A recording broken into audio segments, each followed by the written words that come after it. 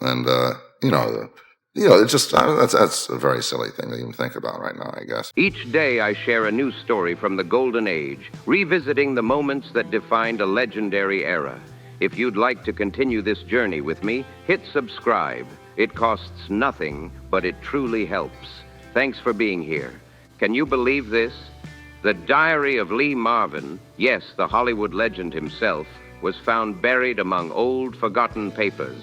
And inside it were shocking confessions written in bright red ink. One line jumps right off the page. I once considered him a friend, a teammate, but I never imagined he'd imitate me and steal my role. Behind his calm, cool public image, Marvin was a storm waiting to break loose. Inside those pages, he wasn't the quiet, stoic man fans knew. He was boiling with resentment. He wrote about being stabbed in the back by someone he trusted, a so-called friend who traded loyalty for cash. Another actor copied his moves, his voice, his style, just to steal his spotlight. And there were others, too, crawling their way close to him just to use his fame for their own climb to the top. Before leaving this world, Marvin decided he wouldn't take these secrets to the grave. It was his last confession, his moment to finally speak the truth no one dared whisper in public. And today, we're opening that very diary, page by page, to expose the betrayals, the jealousy, and the real faces behind Hollywood's blinding lights. Now here's where things get wild. Steve McQueen, the man everyone called the King of Cool, turns up in these pages, and let's just say Marvin didn't hold back. He described McQueen as the icon of arrogance, the kind of star who lived for vanity and competition. When the two worked together on The Great Escape back in 1963, it wasn't just tension on screen. It was a full-blown clash of egos behind the camera. Talent, pride, and ambition collided in a storm that Hollywood kept quiet about for decades. Nobody back then could have guessed that this so-called team-up would explode into one of the most tangled relationships in Hollywood's history. Steve McQueen in the 1960s was the hotshot rebel of the screen. Young, fiery, confident, the very image of cool.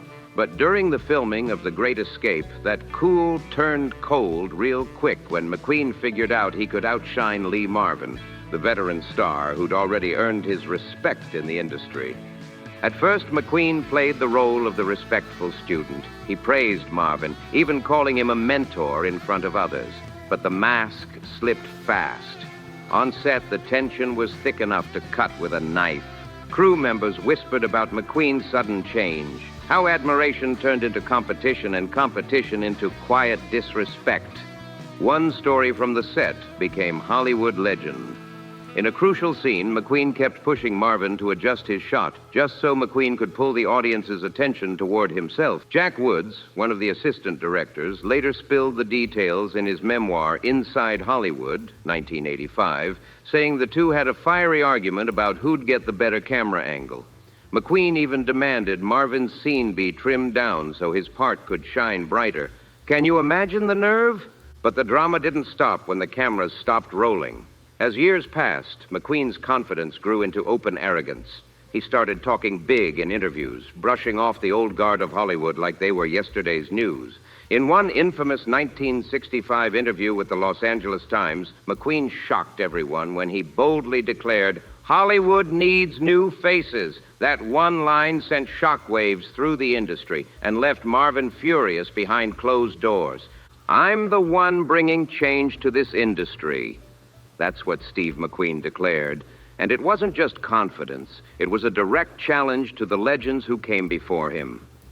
This statement hit like a slap to veterans like Lee Marvin, whose career had been built on gritty, powerful action roles that shaped an entire era of Hollywood. McQueen wasn't just talking big. He started showing real contempt for the very people who'd paved the way for him. When McQueen first stepped into the scene, he wasn't the biggest name in town, not even close.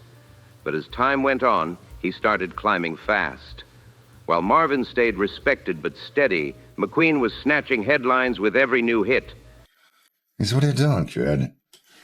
I said, "Well, I'm such a bad guy. I thought I'd fall down on my knees like I was praying." And then Films like Bullet, 1968, and The Thomas Crown Affair, 1968, made audiences forget who came before.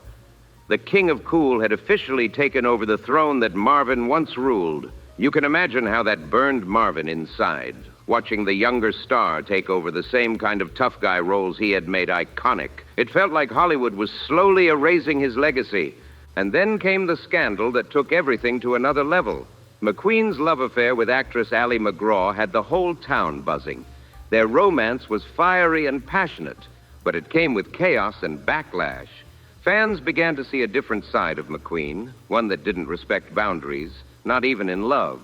A year after they split, magazines like People dropped shocking interviews revealing just how cold he had become. Sources close to Ali said McQueen didn't care about keeping connections, describing him as distant and unpredictable, like a man living in his own world. The same rebel charm that made him famous now made him impossible to understand. By the time the 1970s rolled around, the tension between Steve McQueen and Lee Marvin had reached a breaking point. Hollywood insiders whispered that these two legends would never share a set again. The friendship they once had was long gone, replaced by cold stares and unspoken resentment. McQueen had become the face of rebellion and raw power, but behind that image, Marvin saw something else, arrogance and self-obsession that had gone too far. During those years, any time McQueen showed up at an event, Marvin made sure to keep his distance. It wasn't just rumors. There were real moments that proved it. According to The Hollywood Reporter, in 1972, both men happened to be backstage at a film set. The second Marvin saw McQueen walk in, he didn't say a single word. He just turned around and left. That silent exit said more than any argument ever could. Still, McQueen's star power didn't fade. He kept scoring massive hits like The Getaway, 1972, and Papillon, 1973, becoming one of the biggest box office draws of the decade. But fame came with a heavy cost. Behind all that success, he battled loneliness, trust issues, and broken relationships. And when McQueen died in 1980 at just 50 years old, people couldn't help but ask, did all that ambition and ego end up costing him the things that really mattered? For Lee Marvin, McQueen's story wasn't just about a younger actor overtaking an older one. It was a cautionary tale, a warning about how fame can twist even the most talented into chasing shadows of their own vanity. In Marvin's eyes, McQueen's brilliance had burned too bright, blinding him to the values that once made him great.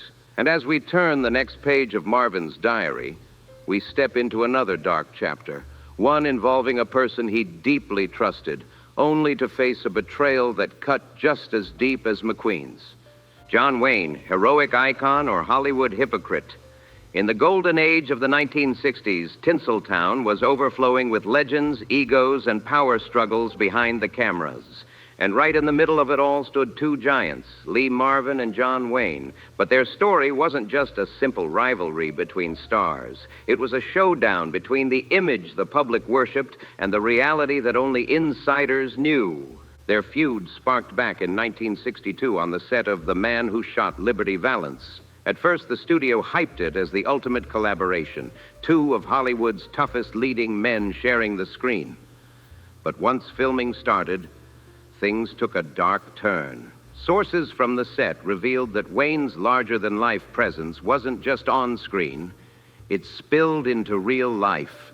Marvin quickly noticed how Wayne tried to dominate the spotlight, reshaping key scenes so that Marvin's role seemed smaller and less important. Imagine putting in all your effort only to watch someone steal your thunder on purpose. Insiders whispered that Wayne's attitude went beyond simple competition. He'd pull moves that left Marvin feeling belittled, like a seasoned pro being treated as second best. Their personalities couldn't have been more different.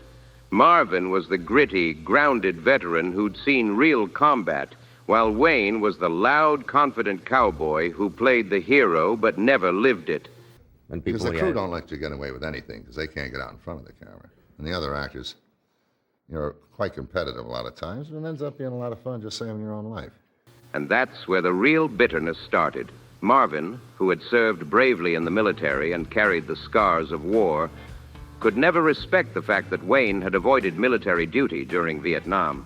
While countless young men went off to fight, Wayne claimed health reasons to stay behind, yet built his whole career around being the fearless all-American hero. To Marvin, that wasn't just hypocrisy, it was personal betrayal. He couldn't stand watching a man who dodged war turn around and profit off the image of courage he never earned. Lee Marvin didn't hold back when it came to John Wayne. He once said that Wayne's refusal to serve wasn't just a personal choice, it was a betrayal to the country and to every soldier who fought with courage. Those were heavy words, but Marvin meant every bit of them. To him, it wasn't just about pride. It was about honor, loyalty, and respect for those who risked everything while others played heroes on camera.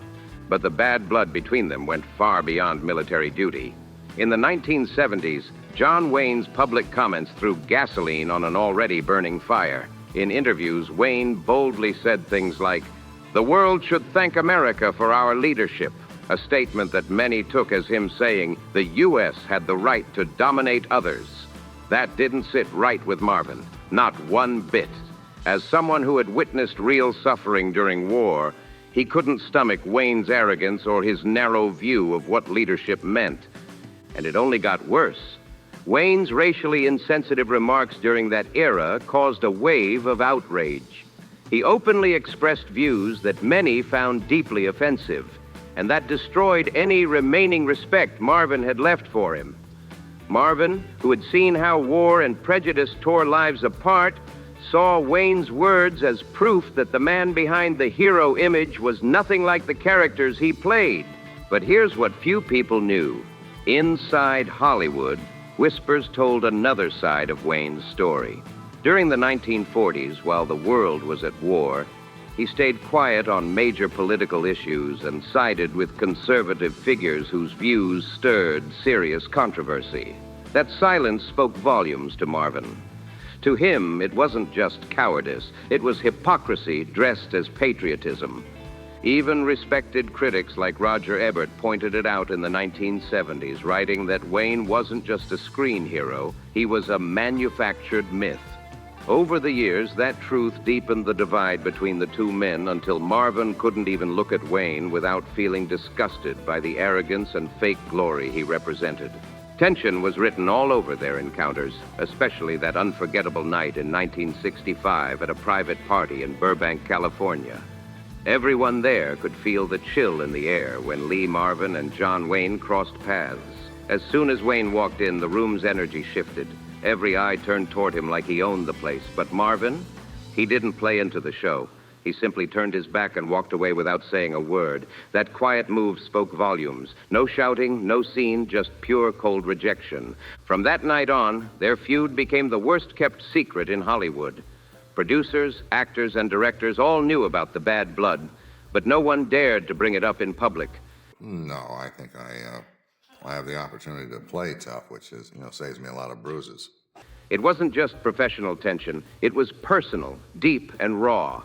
Marvin never forgave Wayne for what he saw as years of arrogance and hypocrisy. To him, Wayne represented everything fake about fame, while he stood for something real, integrity, and lived experience. This wasn't just two stars clashing. It was a war between two worlds that could never see eye to eye. But just when people thought Marvin had seen the worst of Hollywood betrayal, another shocker was waiting for him. The next story takes us to 1966, onto the gritty, explosive set of The Dirty Dozen in Borehamwood, just outside London. Director Robert Aldrich was pulling together one of the most powerful all-male casts of the decade. Lee Marvin, Charles Bronson, Jim Brown, and Donald Sutherland, all ready to make cinematic history. Yet behind the cameras, another kind of battle was brewing. Hidden beneath the gunfire and stunts, there was a quieter war, one of jealousy, ego, and manipulation. And this time, the target wasn't an enemy on screen. It was Lee Marvin himself. Little did he know someone he trusted, his close friend Charles Bronson, was about to play a role in a betrayal that would leave scars deeper than any movie wound. In 1966, Lee Marvin was at the peak of his career, fresh off his Oscar win for Cat Ballou, 1965, and one of Hollywood's most in-demand stars. But not everyone around him was celebrating his success. Standing beside him on the set of The Dirty Dozen was Charles Bronson. still trying to climb out of the shadow of supporting roles. While Marvin was the leader both on and off screen, Bronson was the quiet storm, watching, waiting, and hungry to rise.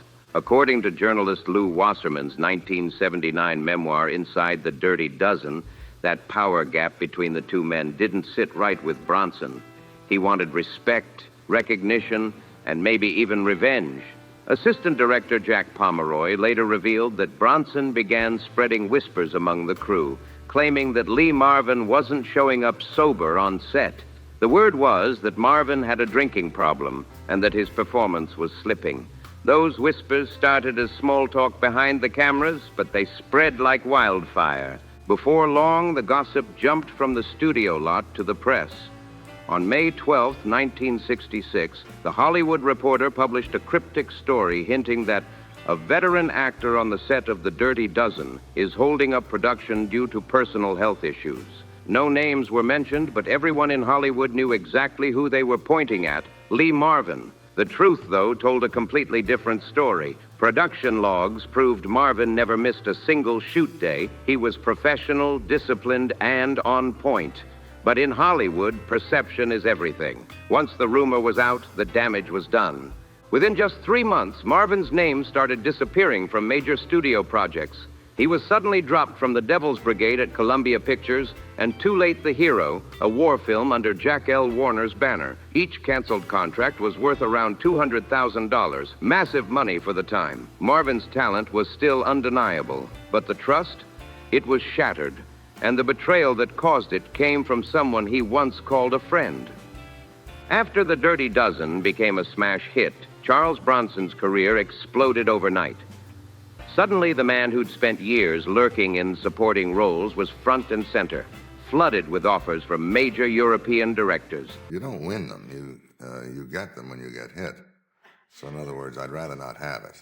The biggest break came when legendary filmmaker Sergio Leone handed him a jaw-dropping $750,000 contract for Once Upon a Time in the West, 1968, 3 times more than he had ever earned before. That paycheck marked the birth of Bronson's global image as the strong, silent hero.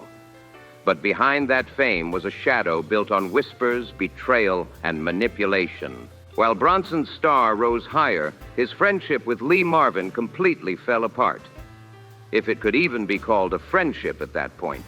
According to Los Angeles Times reporter James Bacon, the tension between them was undeniable. At a 1970 Beverly Hills press conference, a journalist asked Marvin about Bronson. Marvin just laughed, a bitter, knowing laugh, and stayed silent. That silence said everything. Not long after, the two crossed paths again at a Paramount after-party. The moment Bronson stepped into the room, Marvin turned and walked right out. No scene, no words, just quiet fury. The event manager later told the Hollywood Citizen News that Marvin didn't want to breathe the same air as the man who stabbed him in the back. The betrayal had burned too deep to ever heal. But that wasn't the end of the Bronson controversies. Far from it. As the years went on, stories about his private life began to tarnish his tough guy image. In 1984, his wife, actress Jill Ireland, appeared on the Merv Griffin show looking visibly exhausted, her eyes sunken from chemotherapy. Whispers started circulating that Bronson had emotionally checked out during her cancer treatment.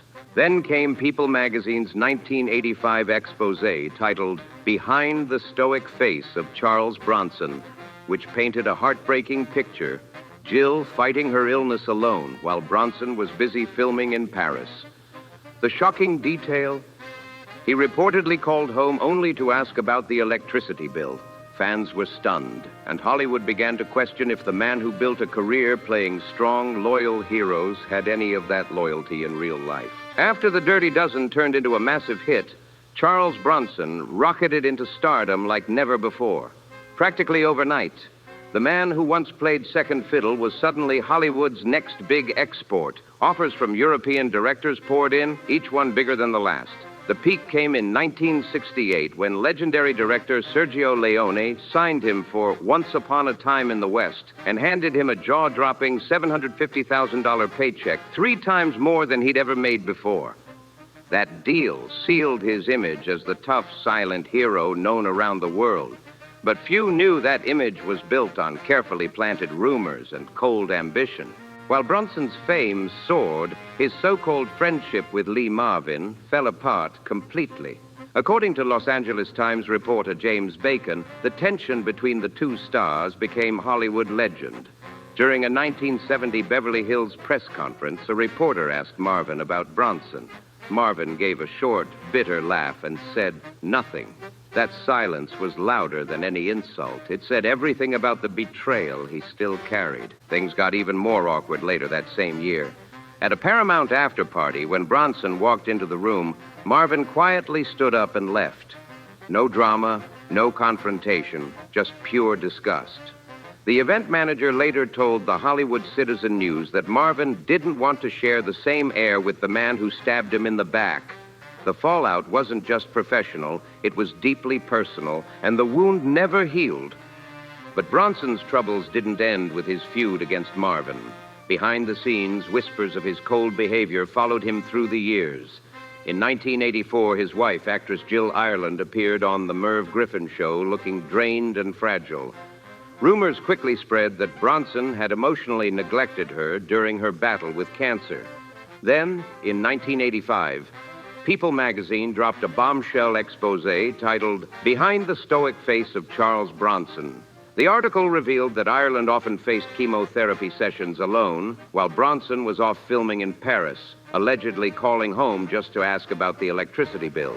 That revelation shocked fans worldwide, exposing the man behind the tough guy mask as someone far colder than his on-screen persona ever showed.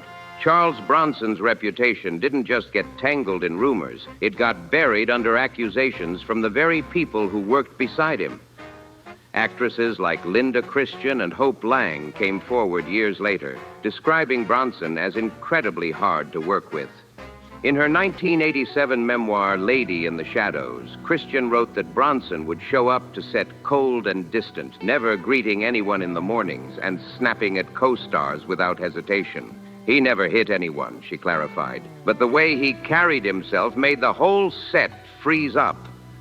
That kind of tension sucked the life out of every scene. It was like walking on eggshells around him. These stories never made it into the tabloids, but they became quiet whispers in Hollywood circles. A reminder that not everyone's off-screen personality matches the hero they play on camera. Bronson's tough, silent image hid something darker: isolation, pride, and a wall that no one could break through. Meanwhile, Lee Marvin chose silence over scandal. He never called Bronson out in public or fired back in interviews, but those closest to him knew how deep the wound really went. In a 1989 TV Guide interview, actor Ernest Borgnine revealed that Marvin called the betrayal the deepest cut of his entire career and that forgiveness never came. That one rumor had cost Marvin his peace and his trust, and he carried that pain for years. When fate brought the two men together again for Death Hunt 1981, their first project together in nearly 15 years, the coldness was impossible to ignore. No friendly chats, no smiles, not even a single backstage photo together. Reporters noticed how they stood side by side in silence, like strangers forced to share the same screen. The tension was real, carved from years of anger and unspoken truth. The story of Lee Marvin and Charles Bronson stands as one of Hollywood's harshest lessons. How a single whisper, dropped at just the right moment, can destroy reputations and rewrite destinies. But Marvin's tale of betrayal didn't end there. What came next would shake his world again. A brutal retaliation from another star he once trusted with everything. 4. Clint Eastwood, the imitator of Lee Marvin's acting style. Hollywood in the 1960s wasn't just a playground of movie magic. It was a ruthless battlefield where every glance, every role, and every whisper could spark a silent war. And one of those secret rivalries that few dared to talk about was between two legends, Lee Marvin and Clint Eastwood. This wasn't just about fame or fortune. It was about identity, pride, and artistic respect. Clint Eastwood first grabbed attention in the late 1950s with Rawhide, where his rugged charm and quiet confidence made audiences take notice. But as the early 60s rolled in, Eastwood began shaping his tough, silent hero persona, the same trademark style Lee Marvin had already built his name on years earlier. Suddenly, people started to notice the uncanny similarities, the way Eastwood walked, that sharp, cold stare, his gravel-deep voice. All of it echoed Marvin's signature presence. After the war was over, I was discharged just before that. I just went into the normal jobs that a 21-year-old scout sniper would go into in civilian life, right?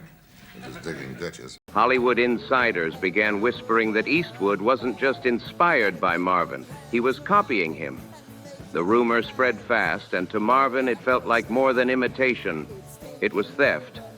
The identity he had crafted through blood, sweat, and years of experience was being mirrored by a younger actor who now claimed to represent the new Hollywood. Things reached a breaking point around 1967 during the filming of The Dirty Dozen. Though both actors appeared in the movie, their relationship was far from friendly. Crew members recalled the tension on set. Eastwood walking around with quiet arrogance, acting like the next big thing, while Marvin kept his distance. According to one insider, Eastwood praised Marvin behind closed doors, but couldn't resist adding a sharp jab, saying, "I'm part of the new world, not the old world anymore."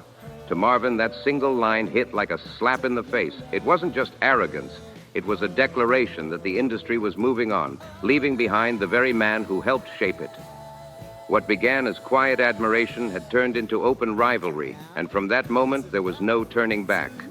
The tension between Lee Marvin and Clint Eastwood was set in stone. Hollywood had just witnessed another behind-the-scenes showdown between legend and rising star. The rivalry between Lee Marvin and Clint Eastwood exploded when Eastwood started taking over the very projects Marvin had worked years to secure. The real blow came in 1969, when Eastwood was chosen to replace Marvin in the lead role for Hang 'em High, a film Marvin had already been negotiating to headline. That replacement wasn't just a professional setback, it was personal. To Marvin, it felt like Hollywood was quietly pushing him aside to make room for a new face. The betrayal stung deep, wounding both his pride and his sense of place in an industry he had helped shape. That same year, Eastwood's career skyrocketed. He became the fresh new face of action cinema, bagging huge contracts and dominating the genre Marvin once ruled. Variety even reported that Eastwood had become the most bankable action star in town. But behind that success, not everyone was impressed. Insiders whispered that Eastwood's disrespect toward Marvin, both in private and on set, made many old-school Hollywood figures see him in a different light. But the Eastwood story wasn't all box office glory. As his fame grew, so did the scandals. In the 1970s, People magazine reporters like Penny Adam began writing about Eastwood's complicated personal life. Rumors swirled that he had numerous affairs and avoided serious commitments despite his polished public image. His long, turbulent relationship with actress Sandra Locke was the talk of Hollywood. 10 years of passion, power struggles, and public drama that ended in an ugly breakup. When it was over, Eastwood faced harsh criticism for what many saw as a cold and dismissive attitude toward his former partner. Though his action hero image stayed intact, his off-screen behavior began to blur the clean-cut persona he'd built through his films. As for Lee Marvin, he never openly lashed out at Eastwood. He kept his dignity, choosing silence over public feuds. But those close to him, friends, co-stars, and confidants, knew the truth. The bitterness ran deep. Marvin had once been Hollywood's unstoppable force, and now the man who'd mirrored his every move had taken his crown. The respect between them had turned into rivalry, and the quiet feud between Lee Marvin and Clint Eastwood became one of Hollywood's most whispered stories of envy, betrayal, and shifting power. Behind closed doors, Lee Marvin didn't hold back his real thoughts about Clint Eastwood. In private conversations, he openly condemned what he saw as Eastwood's blatant imitation of his acting style. To Marvin, this wasn't just about professional pride, it was about respect. What Eastwood had done felt like erasing history, taking the essence of Marvin's persona and rebranding it as something new. But this feud went deeper than two stars clashing. It reflected a major shift happening across Hollywood. The old guard was being replaced, and in that changing landscape, loyalty and legacy were often forgotten. Through the 1970s, both men continued to succeed, but the rivalry between them stayed ice cold. Marvin, though still respected, felt the sting of fading spotlight. The industry he helped define was moving on without him, while Eastwood dominated the box office as the ultimate Hollywood action hero. Every time they crossed paths, whether at award shows, studio meetings, or film sets, the tension was thick. No greetings, no handshakes, just sharp looks and silent contempt. Their feud wasn't loud or public, but it didn't need to be. It stood as a symbol of how fierce and unforgiving Hollywood competition could be, where ambition, imitation, and fame could quietly destroy even the strongest legacies. Eastwood might never have truly understood how deeply his actions wounded Marvin, but among those who knew the veteran actor, the hurt was unforgettable. The story of Eastwood's copied style became an unspoken truth in the industry, a permanent scar in Marvin's career, and a reminder that sometimes success comes at the cost of someone else's pride. But Marvin's troubles didn't end with Eastwood. The next chapter of his story dives into an even more painful betrayal, one that came from a man he once called a close friend. Up next, James Coburn, the ally who turned his back. Their story shows just how brutal friendship could become in Hollywood when fame, ego, and opportunity collided. This wasn't a story of friendship. It was a hidden rivalry buried beneath Hollywood's bright lights and red carpets. Lee Marvin and James Coburn's relationship started out strong on the set of The Great Escape, 1963, where both actors delivered powerful performances. But behind the scenes, a quiet battle for attention was already brewing. Coburn, though still an up-and-comer at the time, had his eyes set on more than just a supporting role. He wanted to outshine the veteran himself. At first, Coburn seemed genuinely in awe of Marvin. He studied him, laughed with him, and even called him a mentor. I don't think there can be anything worse than that. In other words, he has all the demons in him, the Irish demons, and he's also intelligent. But as filming went on, that admiration twisted into competition. According to a member of the crew, Coburn began subtly stepping into Marvin's moments, stretching his own scenes, changing bits of dialogue, and adjusting his body language to steal focus from Marvin during key shots. To the untrained eye, it might have looked natural, but to those who knew the craft, it was a calculated move. Even though Marvin was billed as the leading man, Coburn managed to pop up in scene after scene, slowly drawing attention toward himself. And when The Great Escape hit theaters, critics couldn't stop praising Coburn's performance. That's when things truly fell apart. Marvin, who had spent years building his reputation as one of Hollywood's toughest and most authentic actors, suddenly felt like he was being pushed to the background in his own movie. In a later interview with Vanity Fair journalist Peter Biskind, Marvin didn't hide his bitterness. He said, "I can't believe Coburn acted that way. He not only took opportunities from me, but claimed roles that should have been mine." Those words revealed how deep the wound went. It wasn't just professional jealousy, it was betrayal. Marvin, known for his strong sense of loyalty and straightforward nature, couldn't forgive a friend who used trust as a stepping stone to climb higher. Their friendship never recovered. For Marvin, James Coburn wasn't just another rival. He was proof that in Hollywood, even friendship could be turned into competition and loyalty could be traded for a little more spotlight. The feeling of being used hit Lee Marvin harder than any punch ever thrown on screen. Producer Walter Wesch, one of Marvin's closest friends, later revealed that Marvin once told him straight out, "Coburn used me as a stepping stone." Those words summed up all the pain, betrayal, and disappointment Marvin felt. To him, James Coburn hadn't just crossed a professional line, he'd shattered the trust of a real friendship. But the betrayal didn't stop with The Great Escape. Coburn's ambition kept cutting deeper. Just months after the movie's release, he began using his new Hollywood connections to land roles that were originally being lined up for Marvin. The most painful example came in 1967 when Coburn was selected to replace Marvin in The Dirty Dozen, a project Marvin himself had already been negotiating to star in. Imagine that, watching your own film slip right out of your hands and into the grasp of someone you once called a friend. For a man like Marvin, who had built his legacy on grit, honesty, and loyalty, it was more than a career setback. It was a direct hit to his pride. Hollywood had always been competitive, but this time it felt cruel. The realization struck him hard. In that industry, loyalty wasn't currency, and friendship didn't always mean protection. Coburn went on to become one of the biggest names of his generation, starring in hits like The Magnificent Seven, 1960, and The Dirty Dozen, 1967, but Marvin never forgot what happened.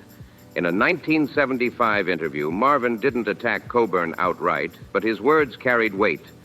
He admitted that Coburn's actions during The Great Escape and afterward forced him to see Hollywood for what it really was. It was a world driven by power, ego, and opportunity, where even genuine bonds could be traded away for fame. Though Marvin continued starring in big hits like Cat Ballou, 1965, the Betrayal had left a mark that never fully faded. He kept working, but that same fire, the fearless spark that once made him untouchable, had dimmed. To those who knew him, the wound wasn't just professional, it was personal, and it never truly healed. After being betrayed by James Coburn, Lee Marvin began to change. He became quieter, more distant, and suspicious of everyone around him. The betrayal hadn't just damaged his career, it had hit his pride and shaken his faith in people. To Marvin, Coburn's backstabbing wasn't just about stolen roles or lost opportunities. It was about being used. That kind of wound doesn't heal easily, especially in Hollywood, a place where friendships could vanish overnight, replaced by ambition and self-interest. After that ordeal, Marvin built walls. He stopped trusting easily, kept his circle small, and learned the hard truth. Fame didn't protect anyone from betrayal. But he wasn't the only one facing chaos behind the camera.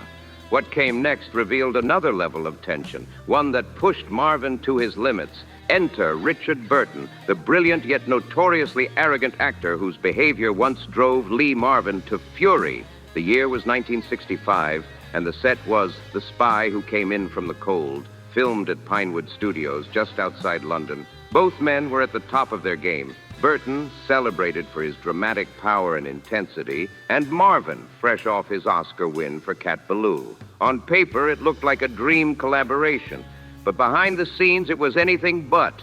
According to production notes kept by assistant producer Peter Sloan, the first week of filming was complete chaos. Burton's drinking had become a serious problem. He would stroll onto set late, around 10 a.m., already visibly unsteady and sometimes not fully sober. The crew tried to stay professional, but it was impossible to ignore. His arrogance clashed head-on with Marvin's no-nonsense attitude.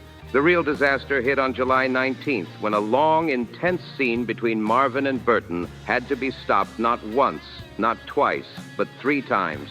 Burton kept forgetting his lines and calling for makeup breaks, which everyone knew were just excuses to sneak away and refill his glass of gin.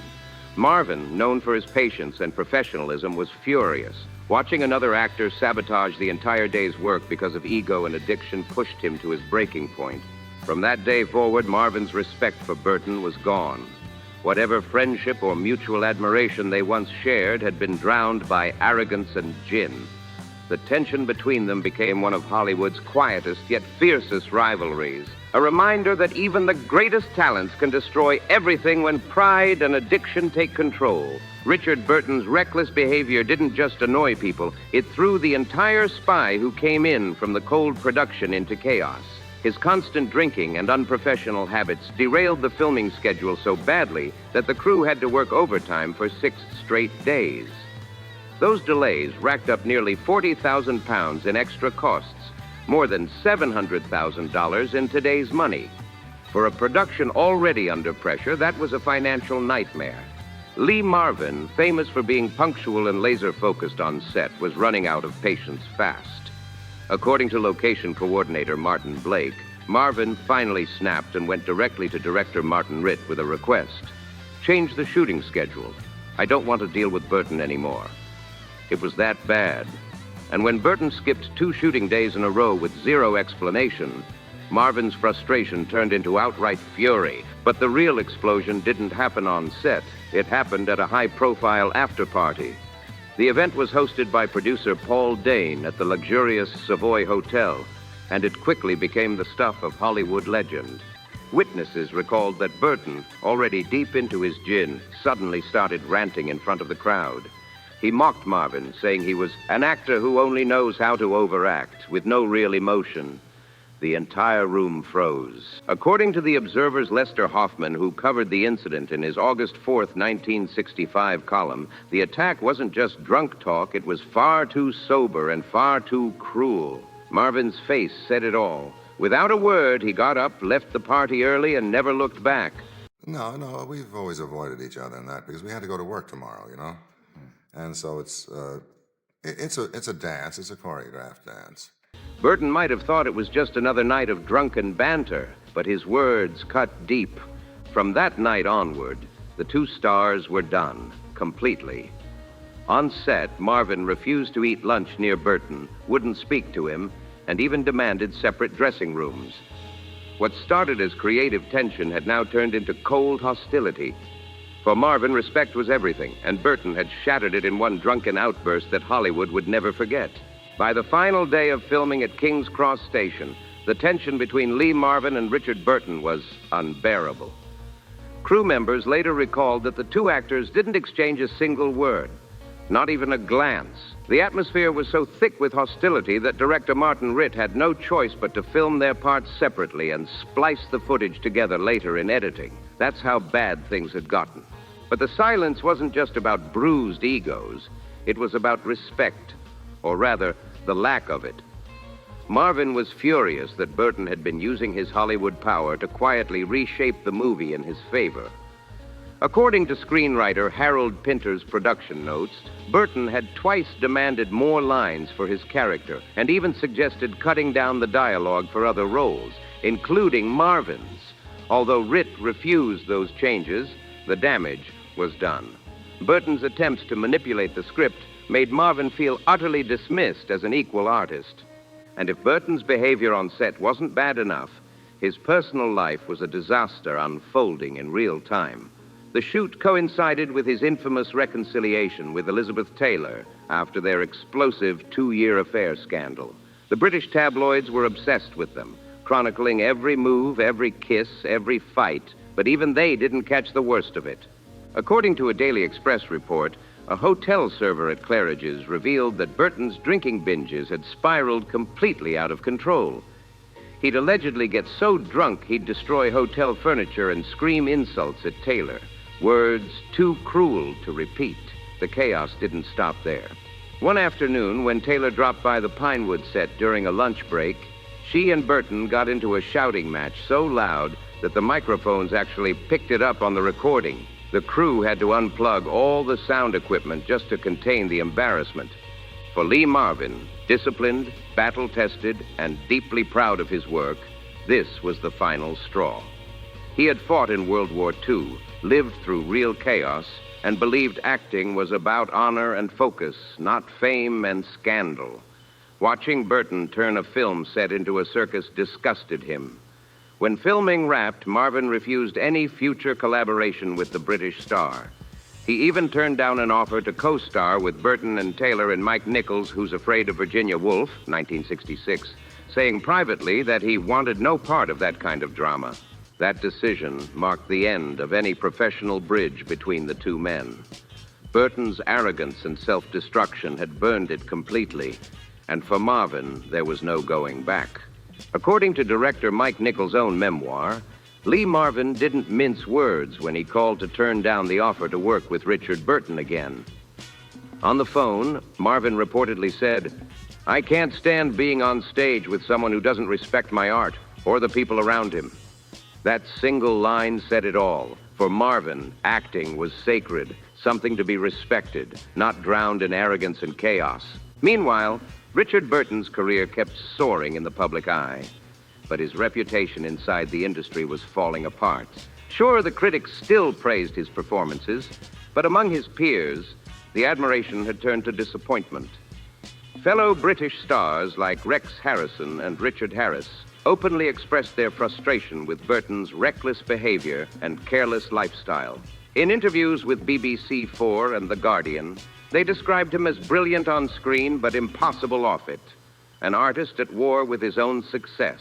Even the New York Times joined the conversation in a 1973 analysis, writing, "Burton is a genius in art, but an amateur in the way he lives."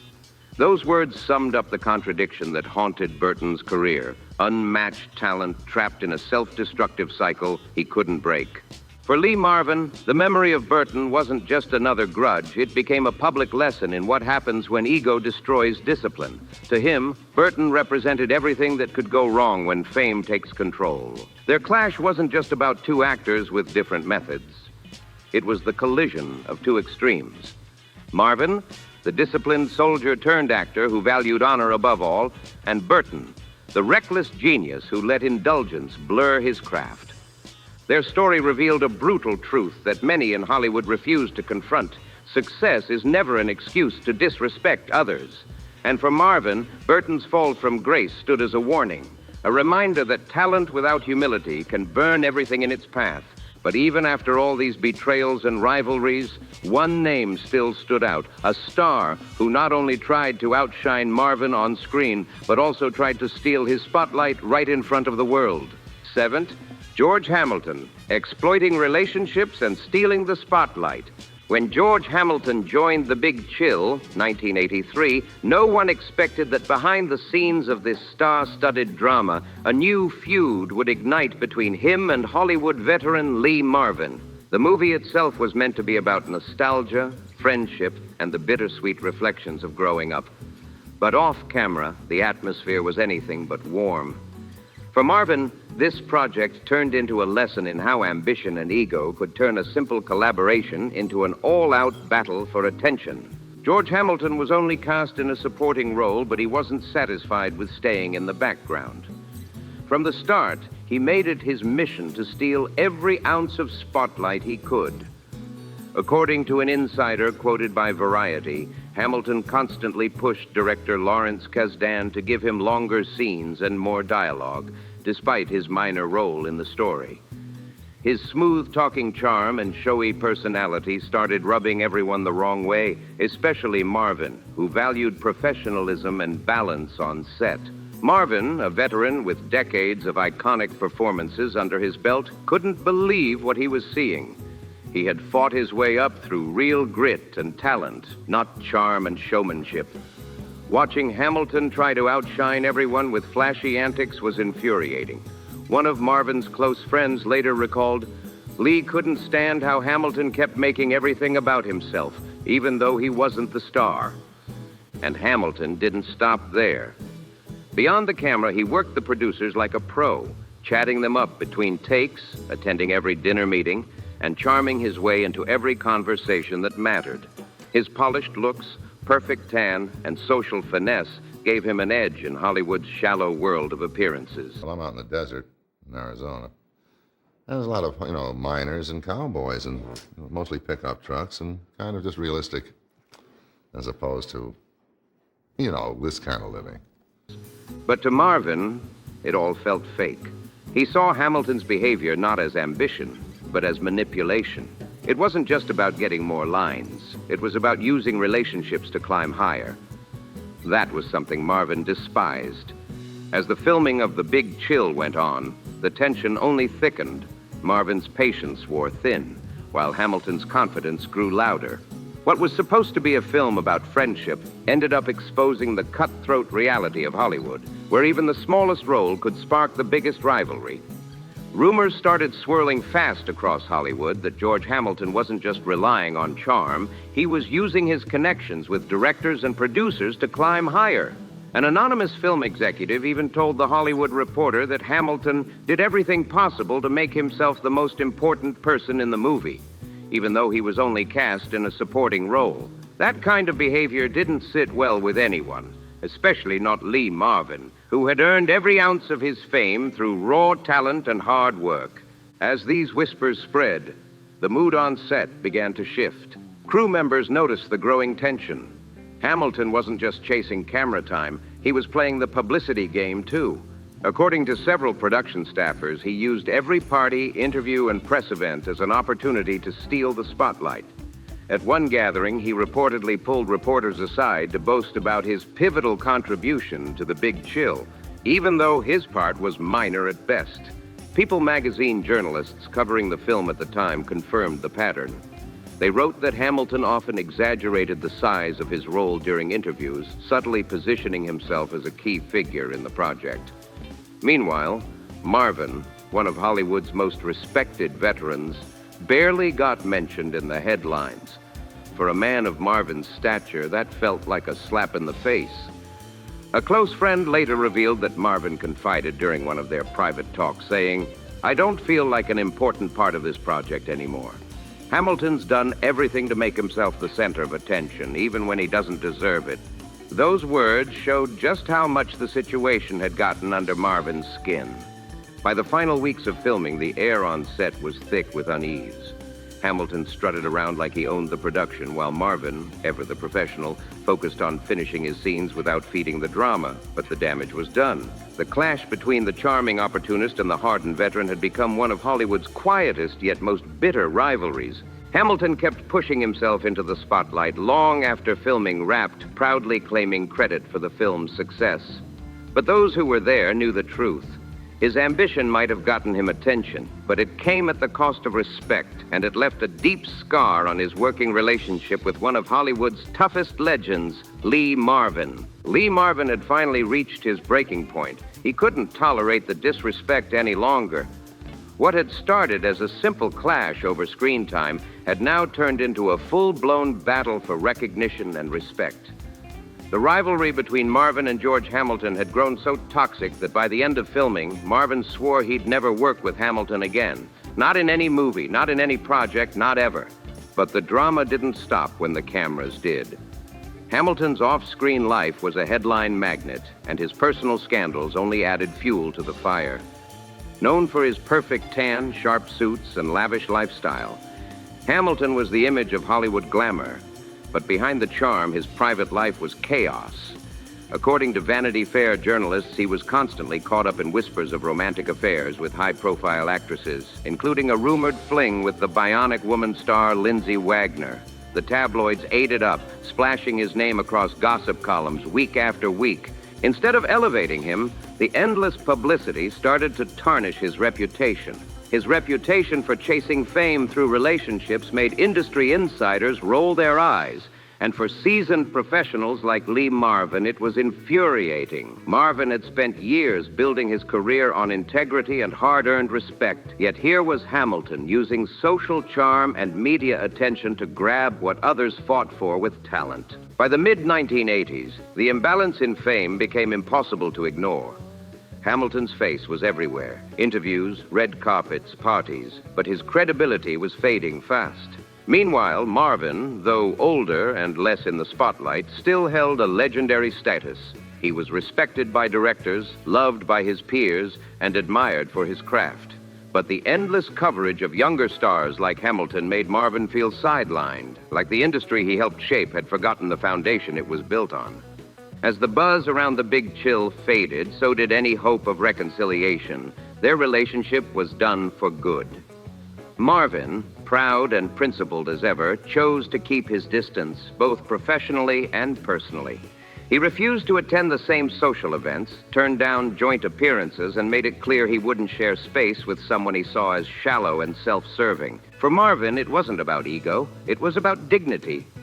And as Hollywood moved into a new era of flash and fame, he stood as one of the last of his kind, a man who believed that respect was worth more than attention, and that no spotlight was worth losing your self-respect for. The sting of being overlooked and disrespected cut Lee Marvin deeper than any Hollywood rivalry ever could.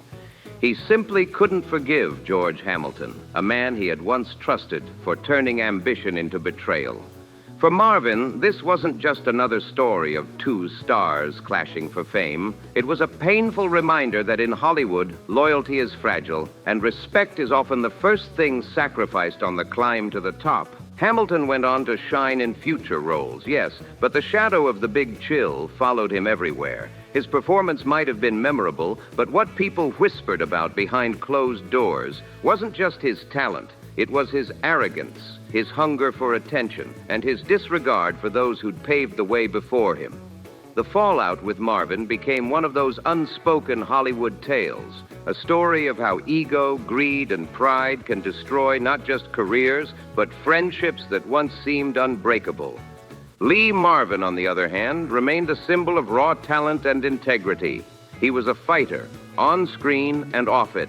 His life was filled with both triumph and heartbreak, victories and betrayals. And the stories written in his private diary revealed more than scandal. They revealed truth. A truth about an industry that glitters on the surface, but crush anyone who forgets the value of honesty, respect, and loyalty. In the end, Marvin's story isn't just about fame. It's about the human cost of chasing it. His experiences serve as a warning, a legacy, and a mirror to what still happens in Hollywood today. Because even legends bleed when trust is broken. If this story made you think, hit that like button, subscribe to the channel, and turn on notifications so you won't miss what's coming next. Drop a comment below and tell us your thoughts about Lee Marvin's untold story. And don't forget to share this video so more people can uncover the real Hollywood behind the lights.